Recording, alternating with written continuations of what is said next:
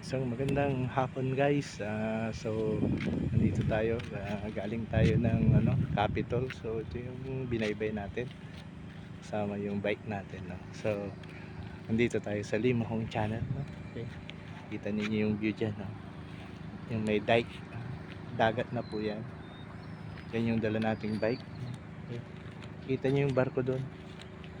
Kaya tayo doon sa taas. So under pa ito, for construction. So maganda, maluwang. Palalakin pa nila yung design dito. Tsaka yung mga amenities, tsaka pasyalan. So ito, akyat tayo guys ha. Medyo matarik yung akyatan. Dagat na yan, oh. Yan yung barko sa daong. Ganyan kaluwang yung Limahong Channel, no? Okay.